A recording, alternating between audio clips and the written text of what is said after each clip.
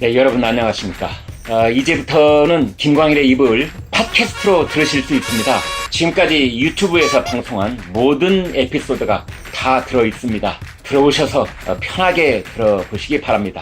팟캐스트 링크는 상단 댓글에 남겨드리겠습니다.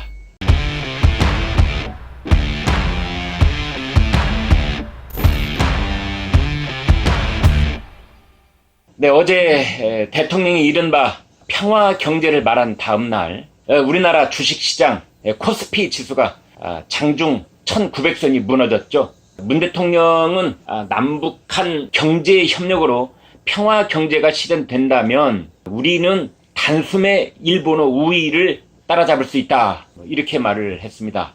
일본 경제가 우리보다 우위에 있는 것은 이제 경제 규모, 그 다음에 내수 시장 이쪽이라고 했습니다. 부분적으로 맞는 말입니다.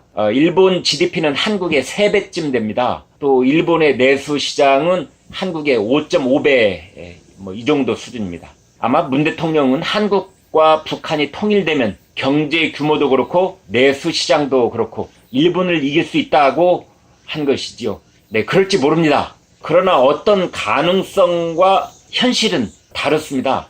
가능성을 이야기할 때 현실과 너무나 동떨어져 있으면 그것은 가능성이 아니라 환상이 되고 맙니다. 주식시장은 그럴 가능성이 크지 않다고 보고 환상이라고 본 것 같습니다. 주식시장은 대통령의 평화경제란 말에도 아무런 힘을 얻지 못하고 와르르 무너지는 소리를 또 내고 있습니다. 시장은 대통령을 믿지 않는다는 뜻입니다.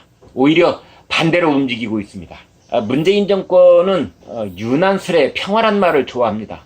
평화란 말을 마치 환각제처럼 국민들에게 주입하고 있습니다. 평화는 전쟁을 각오할 때 찾아오는 것이지 평화를 외친다고 평화가 오는 것도 아닙니다.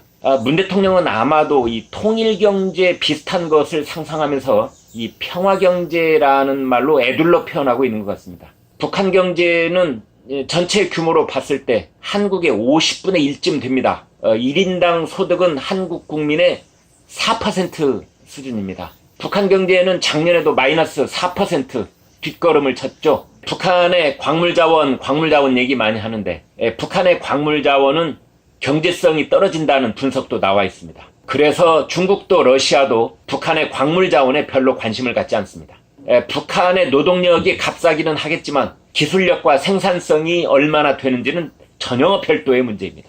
이런 북한과 경제 협력체를 이룬다고 하면 전체적으로 그리고 단기적으로는 하향 평준화 비슷한 효과를 낼 수밖에 없습니다.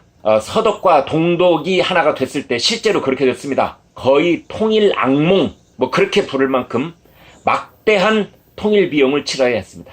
1대1 통합까지 단행했지만 그 동독의 100마르크 지폐가 단돈 25 서독마르크에 팔리는 것을 목격한 학자도 있습니다. 독일은 그러한 후유증을 아직도 겪고 있습니다. 문 대통령이 말하는 남북한 평화경제가 그것이 언젠가 가능하다고 10분 양보해 볼 때 그 평화경제라는 것이 일본을 능가하는 때는 언제쯤일지 정말 모르겠습니다. 그 시기를 좀 정확하게 말해달라고 주문하고 싶습니다. 평화경제가 언제쯤 가능하다는 얘기입니까? 내년쯤입니까? 문 대통령 임기 중에는 가능할 것 같다는 얘기입니까? 아니면 30년 뒤 혹은 100년 뒤를 말하고 있는 것입니까? 문제는 우리 주변에 이런 평화경제에 현혹되는 사람이 적지 않다는 점입니다. 죽창을 들고 곧바로 의병장이라도 된 듯 우리가 이겨낼 수 있다는 말을 퍼나르고 있습니다. 이 사람들은 경제 공동체가 되면은 북한이 보유하고 있는 핵무기도 우리 것이 된다는 환상까지 품고 있습니다. 물론 지금의 상황 이겨낼 수 있고 이겨내야만 합니다.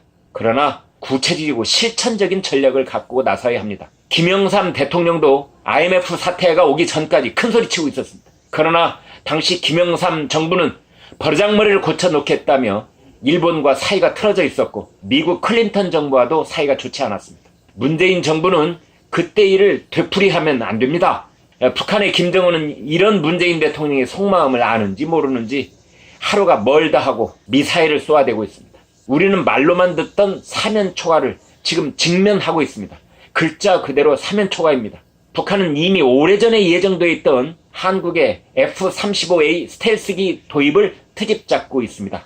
사드 이후에 중국과의 관계는 정상 수준으로 복원되지 못한 상태에 있고, 더더군다나 중국 러시아 군용기의 우리 영공 침범에서 보듯이 한반도 주변에서는 복합적인 안보 유해 요소가 중첩되고 있습니다. 한일 관계는 최악으로 치닫고 있습니다. 한미 동맹은 갈수록 체질이 약화되고 있습니다. 한미일 삼각 안보 협력도 훼손되어 있습니다. 미중 무역 전쟁은 우리에게 선택을 강요하고 있고 전략적 활동 공간은 좁아지고 있습니다. 이 문 대통령은 사면 초과라는 점을 인정하는 데서 출발해야 합니다. 평화 경제를 외친다고 사태가 해결되는 게 아닙니다. 대기업에게 가장 큰 위험과 장애가 오너 리스크일 때가 있습니다. 국가에게도 마찬가지입니다. 사면 초과도 문제지만 대통령의 현실 인식이 어긋나 있으면 그러한 대통령 리스크가 어떤 외부의 위험 요소보다 나라를 멍들게 할 수 있습니다. 오늘 조선일보 사설은 대통령이 국민을 걱정하는 게 아니라 국민이 대통령을 걱정하는 세태를 지적하고 있습니다.